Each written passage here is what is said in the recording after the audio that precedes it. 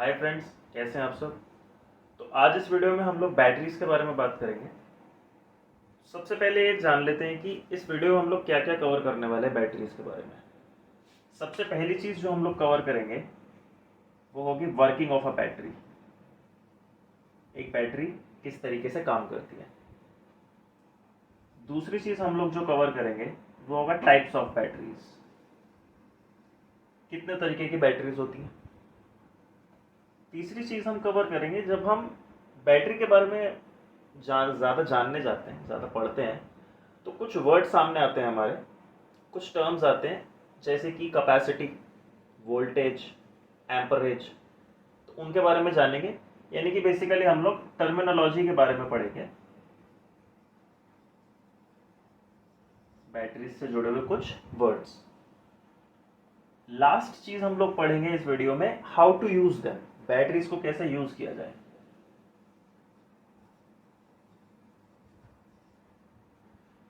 Video कुछ लंबा हो सकता है क्योंकि टॉपिक्स थोड़े से लंबे हैं, लेकिन कभी कभी ज़्यादा ही पढ़ लेना चाहिए, है ना। ठीक है, तो चलते हैं, देखते हैं। तो बैटरी की वर्किंग देखने के लिए हम बैटरी का बेसिक स्ट्रक्चर समझते हैं, जिसके लिए हम लोग इसे देखते हैं। तो इसमें आप क्या देख सकते हैं, इसमें एक कॉपर का इलेक्ट्रोड है, यानी कि कॉपर का पीस है। इलेक्ट्रोड क्या होता है उसके बारे में भी हम बात करते हैं। कॉपर का एक पीस है जो कि कॉपर सल्फेट सॉल्यूशन के अंदर हमने डिप कर रखा है, इमर्स्ड है, वो थोड़ा सा सॉल्यूशन के बाहर है, थोड़ा सा अंदर है। इसकी दूसरी तरफ ही जिंक का एक पीस है, जिंक का इलेक्ट्रोड है जो कि जिंक सल्फेट सॉल्यूशन के अंदर इमर्स्ड है।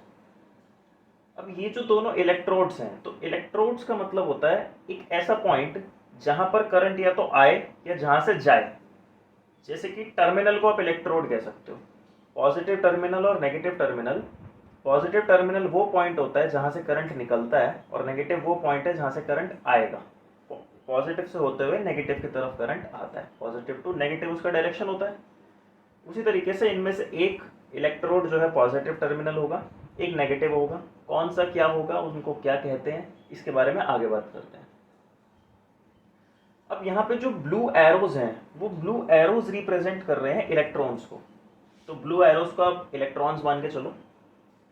अभी इलेक्ट्रॉन्स जो हैं निकले, जिंक टर्मिनल से निकले, जिंक इलेक्ट्रोड से निकले, और लोड से होते हुए, एक्सटर्नल लोड से होते हुए कॉपर टर्मिनल की तरफ आए, कॉपर इलेक्ट्रोड की तरफ आए, और मेम्ब्रेन सेपरेटर में से वापस आके दोबारा जिंक में आ गए। इसका मतलब क्या हुआ, जिंक सल्फेट सॉल्यूशन के अंदर वापसी आने का मतलब क्या हुआ कि आपका पूरा का पूरा सर्किट जो है वो कंप्लीट हो गया। सर्किट कंप्लीट होने से अब आपका करंट फ्लो करने लगेगा। हर एक चीज़ की बात कर लेते हैं इसमें कि हर एक कंपोनेंट क्या क्या है। सबसे पहले अगर लोड को देखें तो लोड क्या होता है। लोड का मतलब है कोई भी ऐसी चीज़ जिसके लिए आप बैटरी का यूज़ कर रहे हो। जैसे आपने कोई भी चीज़ को चलाना है, मोटर है, फैन है, ये वो कुछ भी, वो सब लोड्स हैं। आप बैटरी का यूज़ किसी चीज़ को चलाने के लिए करोगे, है ना। तो इसीलिए उसको लोड कहते हैं हम लोग। भार, किसी भी चीज़ पर भार, लोड कितना है, तो लोड की बात हो गई। इसके बाद मेम्ब्रेन सेपरेटर की अगर बात करें, तो मेम्ब्रेन सेपरेटर को आप इस तरीके से समझ सकते हो, ये एक बाउंसर होता है। जैसे क्लब्स के बाहर बाउंसर खड़े होते हैं ना, जो आपको क्लब के अंदर घुसने से रोकते हैं, जो सिर्फ कपल्स को जाने देते हैं क्योंकि आप अकेले गए हो, स्टैग एंट्री तो नॉट अलाउड है। तो उसी तरीके से मेम्ब्रेन जो है वो इलेक्ट्रोलाइट्स की पार्टिकल्स को उधर से इधर आने में या इधर से उधर जाने में प्रोहिबिट करेगा, नहीं जाने देगा, लेकिन इलेक्ट्रॉन्स को जाने देगा। पार्शियल है, क्या कर सकते हैं, ठीक है। तो ये मेम्ब्रेन सेपरेटर का काम हो गया। इसके बाद में जो येलो एरो से जो हम रिप्रेजेंट कर रहे हैं, उसको आप लेके चलो कॉपर के आयंस। येलो एरोस जो है वो कॉपर के आयंस हैं, और वाइट एरोस को आप जिंक के आयंस मान के चलो। आयंस का मतलब क्या होता है यहाँ पे, तो हम लोग बहुत बेसिक से बात कर रहे हैं, तो सारी चीज़ों की बात कर लेते हैं।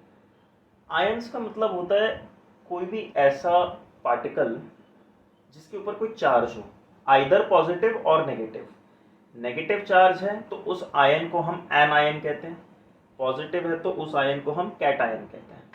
यहाँ तक बात क्लियर है, ठीक है। तो कॉपर का आयन है, कौन सा है, एनायन है, कैटायन है, उसकी बात की यहाँ पे ज़रूरत आपको नहीं पड़ेगी, तो उसकी बात हम लोग यहाँ नहीं करते। कॉपर का आयन है, येलो कलर से हम लोग रिप्रेजेंट कर रहे हैं, येलो एरोस से। दूसरी तरफ जिंक का है, जिसको हम लोग वाइट एरोस से रिप्रेजेंट कर रहे हैं। अब होगा क्या, over the period of time, कुछ समय बाद जिंक के जो एरोज हैं वो जिंक इलेक्ट्रोड से निकलकर जिंक सल्फेट सॉल्यूशन की तरफ अट्रैक्ट हो जाएंगे।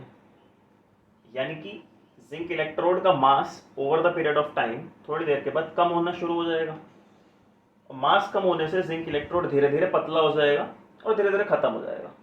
ठीक है, और इसी का उल्टा होगा दूसरी तरफ, कॉपर सल्फेट सॉल्यूशन से जो आयंस हैं वो निकल कर कॉपर की तरफ जाएंगे, कॉपर इलेक्ट्रोड के साथ जाके चिपक जाएंगे, जिसकी वजह से कॉपर का जो इलेक्ट्रोड है वो पहले के कंपैरिजन में ज़्यादा मोटा हो जाएगा। तो इस तरफ जिंक सल्फेट सॉल्यूशन में इलेक्ट्रॉन्स गए, आयंस गए बेसिकली, और उस तरफ कॉपर सल्फेट सॉल्यूशन से आयंस बाहर आए। एक तरफ मास कम हुआ, जिंक की तरफ मास कम हुआ, दूसरी तरफ इलेक्ट्रोड का मास बढ़ गया। अभी तो कंजर्वेशन है, तो कंजर्वेशन की वजह से एक तरफ अगर कम होगा तो दूसरी तरफ बढ़ना होगा ही। ठीक है, तो ये तो रही वर्किंग की बात। अब आगे हम लोग देखते हैं कि आपने रियल लाइफ में जो बैटरी देखी है वो ऐसी तो नहीं होती, वो कुछ और तरीके की होती है, तो वो कैसे होती है उसको देखते हैं। तो ये एक 1.5 वोल्ट्स का सेल है जो आप लोगों ने अपने घर में देखा होगा, टॉयज़ में, रिमोट्स एट्सेट्रा में बहुत यूज़ होता है ये। तो इस सेल की वर्किंग में और जो हमने पहले बेसिक स्ट्रक्चर की वर्किंग पढ़ी थी उसकी वर्किंग और इसकी वर्किंग में कोई भी डिफरेंस नहीं है, वर्किंग बिल्कुल सेम है। हर सेल की वर्किंग, हर बैटरी की वर्किंग सेम होती है वैसे ही। इसमें और उसमें जो मेन डिफरेंस है वो पहला डिफरेंस ये है कि इसमें हम जो इलेक्ट्रोलाइट यूज़ कर रहे हैं वो पेस्ट की फॉर्म में होता है, और वहाँ पर जो हमने देखा था वो लिक्विड की फॉर्म में था, कॉपर सल्फेट सॉल्यूशन था और जिंक सल्फेट सॉल्यूशन था। यहाँ पर पेस्ट की फॉर्म में, इसलिए इस सेल को हम कई बार ड्राई सेल भी कह देते हैं। बहुत जगह आपने ड्राई सेल्स भी पढ़ा होगा, तो ड्राई सेल यही है जिसमें इलेक्ट्रोलाइट पेस्ट की फॉर्म में हो। ठीक है, उसके बाद यहाँ पे एक और चीज़ है, मैकेनिकल स्ट्रेंथ के लिए कुछ चीज़ें ऐड की गई हैं, जैसे कि मेटल केसिंग है, कैप्स हैं, ये सब चीज़ें यूज़ की गई हैं। तो इसको हटाते हैं। अब हम लोग देखते हैं इलेक्ट्रोड्स दो तरीके के होते हैं बेसिकली, एक को कैथोड कहते हैं, एक को एनोड कहते हैं। जैसे आयंस दो तरीके के थे, एनायंस और कैटायंस, वैसे इलेक्ट्रोड्स भी दो तरीके के होते हैं, कैथोड्स और एनोड्स। कैथोड्स और एनोड्स में अगर मैं ये कहूँ कि सिंपल टर्म्स में हम लोग इनको कैसे याद रखें, तो हम लोग ये कह सकते हैं कि जो टर्मिनल ज़्यादा पॉजिटिव होता है उसको हम लोग कैथोड कहते हैं। इसका क्या मतलब हुआ, जिस टर्मिनल पे आपको पॉजिटिव साइन लिखा हुआ दिखा, पॉजिटिव बना हुआ है अगर, या वो रेड कलर से लेबल्ड है, उसको आप कैथोड मान के चलोगे। दूसरी तरफ जहाँ पे नेगेटिव है या फिर उस पर ब्लैक कलर का लेबल है या ब्लू कलर का लेबल है, जनरली मैन्युफैक्चरर्स ब्लैक या ब्लू कुछ भी डाल देते हैं नेगेटिव साइड पे, उसको हम एनोड मान के चलते हैं। यहाँ तक का कोई दिक्कत नहीं है, यहाँ पर कोई इशू नहीं है। तो इससे आगे बढ़ते हैं, वेरिएंट्स के बारे में बात करते हैं। वेरिएंट्स में तीन तरीके के बेसिक वेरिएंट्स होते हैं बैटरीज में। सबसे पहला जो होगा that is primary batteries. Primary batteries कुछ ऐसी दिखती हैं। प्राइमरी बैटरीज का मतलब होता है कि ये एक बार चार्ज होंगी, दोबारा चार्ज नहीं हो सकती है। ठीक है, उसके बाद जो सेकेंड टाइप आता है that is secondary batteries. Secondary batteries rechargeable batteries होती हैं। रिचार्जेबल होने के कारण ही इनको हम लोग लगभग हर जगह यूज़ करते हैं, इन्वर्टर्स में, फ़ोन्स में, लैपटॉप में, जहाँ भी बैटरीज आप जनरल लाइफ में यूज़ कर रहे हो वो सारी की सारी रिचार्जेबल या सेकेंडरी बैटरीज हैं। लाइफ साइकिल्स कितनी हैं या किस हिसाब से चार्ज करना चाहिए वो सब के बारे में बाद में बात करेंगे अभी। लेकिन सेकेंडरी बैटरीज के कुछ एग्जांपल्स की अगर हम बात करें तो निकल कैडमियम बैटरी है, सोडियम मेटल हाइड्राइड है। ठीक है, ये सब बैटरीज आती हैं। लेड एसिड बैटरीज हैं, ये सारी की सारी जो है वो सेकेंडरी बैटरीज हैं। तीसरी जो चीज़ आती है उसको हम कहते हैं फ्यूल सेल्स। फ्यूल सेल्स का मतलब है कि आपको केमिकल कन्वर्जन करवाने के लिए कॉन्टिन्यूसली एक रिएक्टिव गैस का फ्लो करवाना पड़ता है उस स्ट्रक्चर के अंदर, जो कि जनरली हाइड्रोजन होता है। तो आप हाइड्रोजन गैस का अगर फ्लो करवाओगे तो वहाँ पे केमिकल रिएक्शन होता है, अंडरगो करता है वो केमिकल रिएक्शन फ्यूल सेल्स के अंदर। फ्यूल सेल्स हम लोग यहाँ नहीं पढ़ेंगे, फ्यूल सेल्स के लिए कभी अलग से वीडियो बना देंगे अगर आप लोग कहें तो ये हो गई वेरिएंट्स की बात या टाइप्स की बात, कितने तरीके के टाइप्स थे या वेरिएंट्स थे बैटरीज के। तो सबसे पहला वर्ड जो हम देखते हैं वो हम लोग देखते हैं एम्परेज। एम्परेज एम्परेज का मतलब होता है कि सर्किट में से कितना करंट फ्लो कर रहा है, ठीक है, इसको एम्परेज रेटिंग कहते हैं। अब एम्परेज रेटिंग कब मेजर करनी है, मतलब करंट हमें कब मेजर करना है और क्यों ऐसे ही मेजर करना है, किसी और तरीके से क्यों नहीं करना, इन सब के बारे में यहाँ पे बात करेंगे। लेकिन हम लोग अगर देखें कि करंट आता कहाँ से, देखिए करंट जो है वो लोड मांगता है। ये उस तरीके का सिस्टम है जैसे आप दुकान पे जाते हो, शॉपकीपर के पास चावल है बहुत, ठीक है, आप गए उसके पास, आपने बोला मेरे को 2 किलो चावल चाहिए, उसने आपको 2 किलो चावल दे दिए। तो शॉपकीपर जो है वो बैटरी की तरह हो गया, जिसके पास करंट प्रोवाइड करने की एबिलिटी है, वो कैपेसिटी रखता है, वो करंट आपको दे सकता है अपने रेंज के अंदर, वो जितना करंट दे पाएगा उतना आपको दे सकता है। लोड के ऊपर यानी आपके ऊपर डिपेंड करता है कि आप कितना करंट मांग रहे हो उससे, जैसे कि आप कितने चावल मांग रहे हो उससे शॉपकीपर से, उसी तरीके से लोड के ऊपर डिपेंड करता है कि वो कितना करंट मांग रहा है बैटरी से रन करने के लिए, चलने के लिए। तो कैसे मेजर करना है, सबसे पहली चीज आपको जो ध्यान रखनी है, लोड होना बहुत जरूरी है सर्किट के अंदर। अगर लोड ही कनेक्टेड नहीं है, इसका मतलब करंट मांगने वाला ही नहीं है, तो करंट आएगा ही नहीं, तो कोई फायदा नहीं है एम्परेज का, एम्परेज रेटिंग 0 हो जाएगी, पहली बात। दूसरी बात यह है, एम मीटर होता है वो मीटर जो कि करंट मेजर करने के लिए हम लोग यूज करते हैं। तो मैं मीटर लिख देता हूँ सिर्फ यहाँ पे, उस मीटर को एम मीटर कहते हैं, करंट वाले को, जिससे करंट मेजर होता है। तो मीटर जो है वो कभी भी अकेले नहीं लगाना है सर्किट में, जब तक आप लोड नहीं लगा रहे हो। लोड के बिना अकेले मत लगा देना मीटर को सर्किट में, क्योंकि आप अगर मीटर को सर्किट में लगा के सर्किट क्लोज कर दोगे तो मीटर का रेजिस्टेंस बहुत कम होता है, रेजिस्टेंस इसका बहुत कम होता है। बैटरी को तो ये लगेगा कि मीटर ही लोड है, आपने मीटर को लोड की तरह लगा दिया, बैटरी को क्या पता, ठीक है ना। तो सिर्फ मीटर अगर आप लगा दोगे तो क्योंकि इसका रेजिस्टेंस बहुत कम होता है, इसमें से हाई करंट फ्लो करेगा, जिसकी वजह से मीटर डिस्ट्रॉय हो सकता है, तो फिर बात ही खत्म। तीसरी चीज इसमें आपको क्या देखनी है, तीसरी चीज आपको ये देखनी कि मीटर और लोड दोनों जब आप लगाते हो तो उनको भी किस तरीके से लगाना है। 2 तरीके आपने पढ़े होंगे जहां तक मुझे लगता है, एक सीरीज पढ़ा होगा, सीरीज कनेक्शंस आपने पढ़े होंगे, एक पैरेलल कनेक्शंस पढ़े होंगे। अगर आप मान लो कि ये मीटर आप लगा रहे हो, ए फॉर एमीटर मान लेते हैं यहाँ पे, और यहाँ पे एक लोड है, रेजिस्टिव लोड मैंने लिया है, रेजिस्टर है, ठीक है, और एक बैटरी है, आपने इसको पैरेलल में लगा दिया, ठीक है। अब यहां से करंट अगर निकला तो करंट निकल के कहां जाएगा, आपको क्या लगता है। इस एमीटर का रेजिस्टेंस बहुत कम है, ये जो लोड है इसका रेजिस्टेंस एमीटर के रेजिस्टेंस के कंपैरिजन में मान लो ज्यादा है, तो करंट वहीं से जाएगा जहां रेजिस्टेंस कम होगा। तो कॉमन सेंस अगर लगाएं तो लगभग सारा करंट यहां चला जाएगा एमीटर में से, मीटर के थ्रू। बात तो फिर वही हो गई जो सेकंड वाले केस में थी, अगर उसमें से ज्यादा करंट चला गया तो मीटर फिर से डिस्ट्रॉय हो जाएगा, तो कोई फायदा नहीं होगा। इसीलिए आपको कभी भी लोड और मीटर अगर आप एक साथ लगाते हो करंट मेजर करने के लिए तो हमेशा सीरीज में लगाना है, पैरेलल में नहीं लगाना है, ठीक है। ये आपने बचपन में भी पढ़ा होगा कि करंट मेजर करने के लिए सीरीज में लगाते हैं, वोल्टेज के लिए पैरेलल में लगाते हैं। क्यों लगाते हैं उसका मतलब मैंने आपको बता दिया यहाँ पर, ठीक है, इस केस के लिए ये मतलब है। चौथी चीज जो आपको ध्यान रखनी है वो है पोलैरिटी। पोलैरिटी का मतलब हुआ कि एमीटर, पोलैरिटी का मतलब पॉजिटिव और नेगेटिव किस तरफ आपको रखना है, पॉजिटिव और नेगेटिव जो है उसको पोलैरिटी कहते हैं, ठीक है। रेजिस्टर के अंदर पोलैरिटी नहीं होती है, उसको आप चाहे ऐसा लगा लो या पलट के ऐसा लगा लो, कोई फर्क नहीं पड़ेगा, ठीक है। एमीटर के अंदर पॉजिटिव और नेगेटिव होता है, बैटरी में तो होता ही है। तो आपको करेक्ट पोलैरिटी में लगाना है, वरना आपकी रीडिंग गलत आ सकती है, एरर आ सकता है। मान लो ये पॉजिटिव टर्मिनल है, ये नेगेटिव टर्मिनल है, तो आपको जो एमीटर का जो टर्मिनल होगा वो पॉजिटिव के साथ पॉजिटिव ही रखना है और नेगेटिव के साथ नेगेटिव ही रखना है। सीरीज में रखना ऑफ कोर्स, लेकिन मैं अलग से सर्किट नहीं बना रहा, इसे मैं समझा रहा हूँ। ठीक है, ऐसे मत बना देने तो पैरेलल हो जाएगा, गड़बड़ हो जाएगी। तो ये 4 केस आपको ध्यान रखने हैं।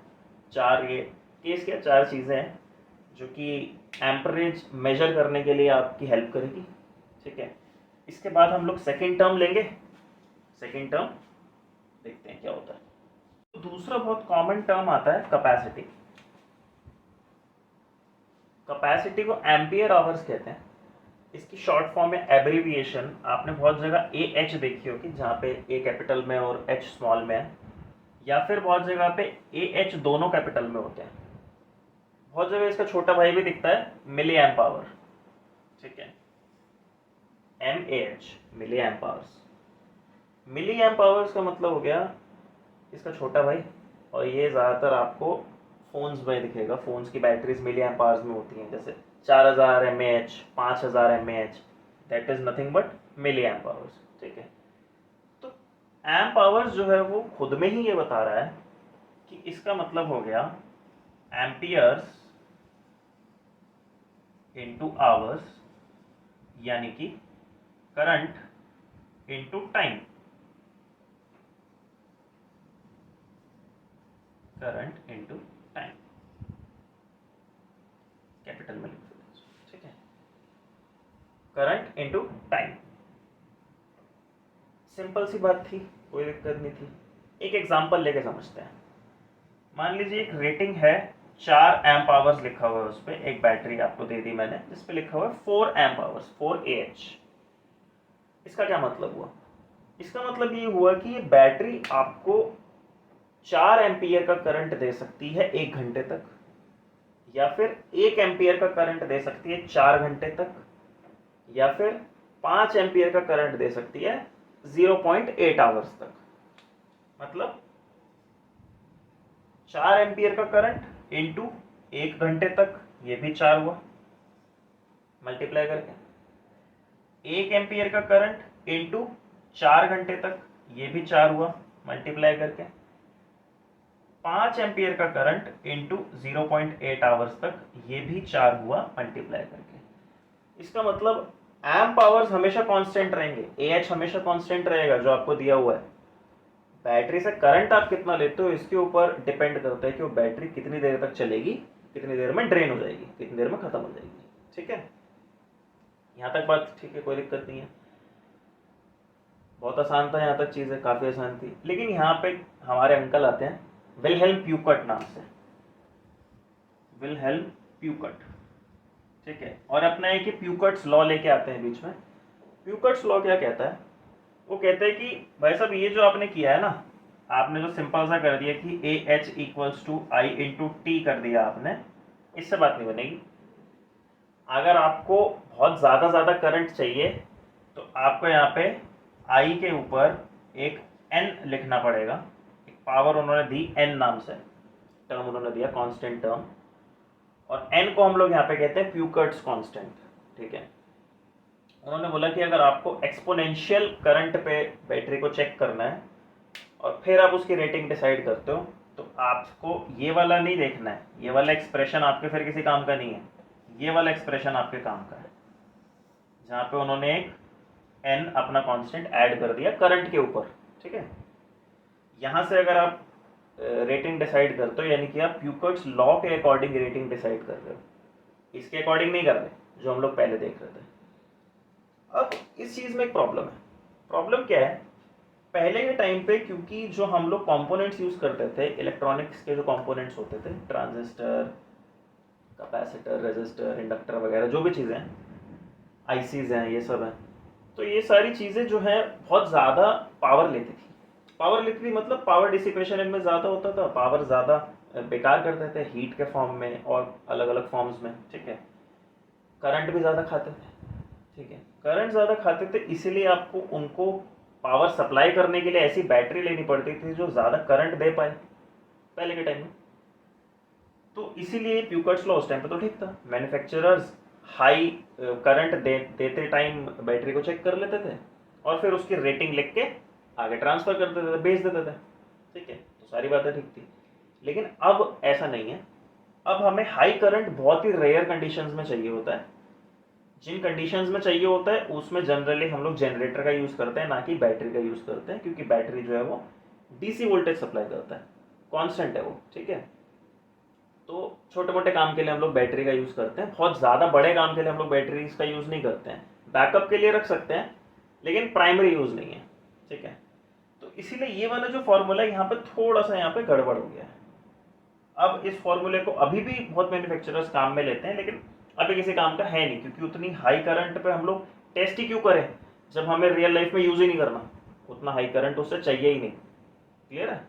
ठीक है। तो यहाँ पर एक और अंकल आते हैं क्रिस गिब्सन नाम से, ठीक है, क्रिस गिब्सन उनका नाम है। उन्होंने इसमें थोड़ा सा और मॉडिफिकेशन किया, और वो मॉडिफिकेशन क्या कर दिया उन्होंने कहा कि भाई एम्प पावर जो है इसमें इधर भी एक H मल्टीप्लाई कर दो और इधर I के साथ भी एक H मल्टीप्लाई कर दो, और उन्होंने प्यूकर्ट्स लॉ को वैसे का वैसे ही रहने दिया। मतलब प्यूकर्ट्स का जो कांस्टेंट था उसको वैसे का वैसा रहने दिया, एक H इधर मल्टीप्लाई कर दिया, एक H की पावर N इधर मल्टीप्लाई कर दिया, RHS में H की पावर N कर दिया, LHS में H मल्टीप्लाई कर दिया। और उन्होंने बोला कि इसके अकॉर्डिंग अब आप चेक कर सकते हो, तो जो मॉडर्न बैटरीज मैन्युफैक्चरर्स हैं ज़्यादातर वो इस फॉर्मूला के अकॉर्डिंग अपनी एम्पियर आवर्स की या कैपेसिटी की रेटिंग डिसाइड करते हैं। क्लियर है यहाँ तक बात? ठीक है। अब एक और चीज़ आती है, एक और टर्म आता है वोल्टेज। वो तो मेन टर्म है, आप कहोगे सबसे एंड में क्यों बोला, क्योंकि उसका यहाँ पे ज़्यादा काम नहीं होता। वोल्टेज आपको बैटरी कितने वोल्टेज की बैटरी है अगर आपको ये चेक करना है तो आप डायरेक्टली मीटर लगाओ, वोल्ट मीटर लगाओ, चेक कर लो। ध्यान यहाँ पे ये देना है कि वो वोल्ट मीटर गलती से भी दो चीज़ें, एक तो वोल्टेज मेजर करने के लिए बैटरी को पैरेलल में लगाना पड़ेगा, पहली बात। दूसरी बात यह है वो वोल्टेज मेजर करते हुए गलती से भी मीटर को एम्परेज वाले सॉकेट में मत लगा देना। पहला टर्म देखा था ना एम्परेज, उस सॉकेट में मत लगा देना, क्योंकि उससे फिर वही होगा, मीटर ज़्यादा करंट ले लेगा, ठीक है, और डिस्ट्रॉय हो जाएगा, कोई फायदा नहीं होगा। वोल्टेज बैटरी को लगेगा कि वो तो करंट मांग रहा है, लोड है, ठीक है ना। तो आप वोल्टेज वाले सॉकेट में ही वोल्टेज मेजर करने के लिए मीटर को लगाना। यहाँ तक बात ठीक है? अब देखते हैं हम लोग की बैटरीज को यूज कैसे करना। तो लास्ट टॉपिक की तरफ बढ़ते हैं, how to use them. How to use batteries, ठीक है ना, हाउ टू यूज। सबसे पहली चीज इसमें यह आती है कि अगर आप कोई भी बैटरी लगा रहे हो, फॉर एग्जांपल आपने 5 वोल्ट्स की बैटरी लगाई, 5 वोल्ट्स की बैटरी कुछ करंट प्रोवाइड करेगी, कितना मान लो 1 एम्पियर का करंट दे रही है एग्जांपल के तौर पर। अब लोड ऐसा है जो 1 एम्पियर करंट मांग रहा है, थ्रू आउट मांगेगा वो तो, ठीक है। कुछ समय के बाद आपकी बैटरी जैसे जितना आप उसको यूज करते रहोगे उसमें पोटेंशियल डिफरेंस कम हो जाएगा, और पोटेंशियल डिफरेंस कम होने के कारण हो सकता है कुछ टाइम के बाद वो 1 एम्पियर ना दे पाए लोड को, 1 एम्पियर से कुछ कम दे, या कुछ ज़्यादा दे दे गलती से। अगर कोई सर्ज आ गया, सर्ज मतलब झटके से अगर चली गई, जैसे एग्जाम्पल के लिए हम लोग सर्ज के लिए स्टेबलाइजर यूज़ करते हैं एसी में, इन सब में सर्ज से बचाने के लिए। इसी तरीके से अगर करंट कम या ज़्यादा हो जाता है, बैटरी जो प्रोवाइड कर रही है वो करंट, तो लोड को इसकी आदत नहीं है, लोड नहीं झेल पाएगा। इसीलिए हम वहाँ पे एक चीज़ लगाते हैं वोल्टेज रेगुलेटर के नाम से, वोल्टेज रेगुलेटर। वोल्टेज रेगुलेटर क्या करेगा, ये कोशिश करेगा कि आपकी जो वोल्टेज फ्लक्चुएशन है, जो लोड को दिक्कत दे रही है, वो फ्लक्चुएट ना करे। इसका सबसे कॉमन जो एग्जांपल आता है जो अभी मेरे माइंड में आ रहा है वो होगा LM7805। LM7805 मॉडल है, ठीक है, मॉडल नंबर है। इस मॉडल नंबर का एक वोल्टेज रेगुलेटर आता है, 5 वोल्ट्स का आता है वोल्टेज रेगुलेटर, वो 5 वोल्ट्स की वोल्टेज वो रेगुलेट कर सकता है। अलग अलग वोल्टेज रेटिंग के हिसाब से अलग अलग रेगुलेटर्स आते हैं। तो इस टाइम ये मेरे माइंड में आ रहा है एग्जाम्पल के तौर पर। दूसरी चीज आपको ये देखनी कि अगर आपको मान लो रिजल्टेंट वोल्टेज ज़्यादा चाहिए, आपके पास बैटरीज हैं, एक बैटरी से आपका काम नहीं बनेगा, आपको ज़्यादा बैटरी अगर लगानी पड़ रही है, ज़्यादा वोल्टेज अगर आप चाह रहे हो और आपके पास कम वोल्टेज की बैटरी है, तो कम वोल्टेज की बैटरी को जोड़ जोड़ करके भी आप ज़्यादा वोल्टेज ले सकते हो। लेकिन कैसे जोड़ना है आपको, इसको अगर ज़्यादा वोल्टेज लेना है तो आपको जोड़ना पड़ेगा सीरीज़ में। ठीक है। तीसरी चीज़, अगर आपको ज़्यादा करंट लेना है किसी बैटरी से और एक बैटरी अगर आपको उतना करंट प्रोवाइड नहीं कर पा रही, तो आप एक से ज़्यादा बैटरीज को साथ में कनेक्ट करके ज़्यादा करंट भी ले सकते हो। वो कैसे लोगे? वो आप बैटरीज को पैरेलल में जोड़ कर लोगे। ये भी ठीक है। आखिरी चीज़ इसके बाद आती है कि अगर आपको चेक करना है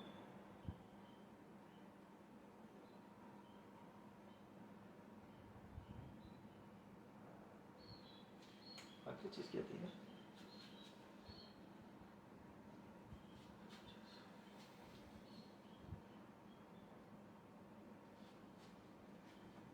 आखिरी चीज़ इसके बाद आती है सर्ज।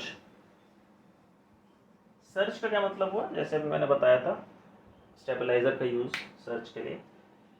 तो जब हमारे पास अगर सर्किट में कोई इंडक्टिव लोड है, ऐसा लोड है जिसमें कॉइल्स हैं, जैसे मोटर है, ठीक है, इंडक्टर है कोई, तो ऐसी सब चीज़ें जो होती हैं, ये सारी चीज़ें स्टार्टिंग जब इनकी होती है तो स्टार्टिंग करंट बहुत ज़्यादा मांगती हैं। शुरू में बहुत ज़्यादा करंट मांगेंगी ये बैटरी से, धीरे धीरे जैसे जैसे स्पीड पकड़ते जाएंगी वैसे वैसे करंट कम होता है, उनका करंट कम मांगती हैं, लेकिन स्टार्टिंग करंट बहुत ज़्यादा मांगती है। तो आपको ऐसी बैटरी यूज़ करनी है, इस रेटिंग की बैटरी यूज़ करनी है जो कि उस स्टार्टिंग करंट को भी संभाल सके। ऐसा ना हो कि आपने ऐसी बैटरी यूज़ कर ली जो 1 एम्पियर करंट दे रही है, ये सोचकर कि ओवरऑल तो करंट 1 ही एम्पियर लेगा सर्किट। आपकी बात अपनी जगह ठीक है, लेकिन जो सर्ज देखेंगे हम लोग, जो इंडक्टिव लोड है जैसे मोटर है, तो रनिंग कंडीशन में तो मोटर मान लो 1 एम्पियर का करंट मांगती है आपसे मैक्सिमम, इसलिए आपने उसी हिसाब से बैटरी लगा दी। लेकिन स्टार्टिंग कंडीशन में मोटर मान लो 2 एम्पियर का करंट मांग रही है एग्जाम्पल के लिए, कहाँ से दोगे? ठीक है, तो वहाँ पे बैटरी के ऊपर लोड पड़ेगा, मुश्किल आएगी बैटरी को। तो आपको क्या करना है, बैटरी उसी हिसाब से चूज करनी है अपने सर्किट के लिए जिस हिसाब से आपके सर्किट में कंपोनेंट्स हैं। इंडक्टिव लोड ज़्यादा है तो बैटरी भी उसी हिसाब से ऐसी चूज करो जो कि स्टार्टिंग करंट ज़्यादा दे सके। यहाँ तक बात ठीक है? तो आज के सेशन में इतना ही था। मुझे लगता है कि सेशन थोड़ा सा लंबा हो गया होगा, लेकिन ठीक है, क्या दिक्कत है ना? तो अगर आपको लगा कि वीडियो इन्फॉर्मेटिव है तो आप चैनल को सब्सक्राइब कर सकते हो, क्योंकि ऐसी ही बहुत सारी वीडियोस में अलग अलग कंपोनेंट्स पे लाऊंगा धीरे धीरे। ये तो फर्स्ट वीडियो थी मेरे चैनल पे, ठीक है, तो आप इसको सब्सक्राइब करके आगे देख सकते हो। मुझे ऐसा लगता है कि हो सकता है बहुत सी चीज़ें इसमें से आपको पता हो, लेकिन कुछ चीज़ें तो आपको नहीं जानने को मिली होंगी। फिर भी अगर नहीं मिली तो माफ़ी, हो सकता है अगली बार मिल जाए। अच्छा, रेफरेंसेस के लिए अगर मैं बोलूँ आपको, क्योंकि कई बार ये होता है कि लोग कहते हैं यार कहीं ऐसा तो नहीं कि कुछ भी पढ़ा के चला गया, है ना, कहीं से भी पढ़ा के चला गया, हमें क्या पता सही पढ़ा है नहीं पढ़ा। तो पहली बुक जो मैं आपको रेफ़र कर रहा हूँ, अगर आपको मेरी बात पे विश्वास नहीं है तो आप बुक से पढ़ लो, बुक से ज़्यादा अच्छा तो कोई भी नहीं पढ़ा पाता। ठीक है, तो पहली बुक जो आपको मिलेगी वो साइमन मॉन्क की बुक मिलेगी, जहाँ से मैंने रेफरेंस लिया है, जो मैंने रेफ़र करी है इन सब के लिए। प्रैक्टिकल इलेक्ट्रॉनिक्स फॉर इन्वेंटर्स करके एक बुक है, प्रैक्टिकल इलेक्ट्रॉनिक्स फॉर इन्वेंटर्स। ठीक है, इन्वेंटर्स। दूसरी बुक जो मैंने रेफर करी है वो है चार्ल्स प्लैट की एनसाइक्लोपीडिया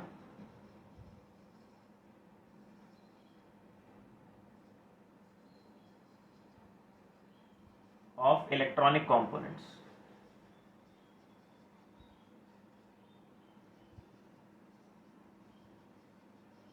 ठीक है, ये दोनों बुक्स मैंने रेफर की थी ये सेशन लेने के लिए।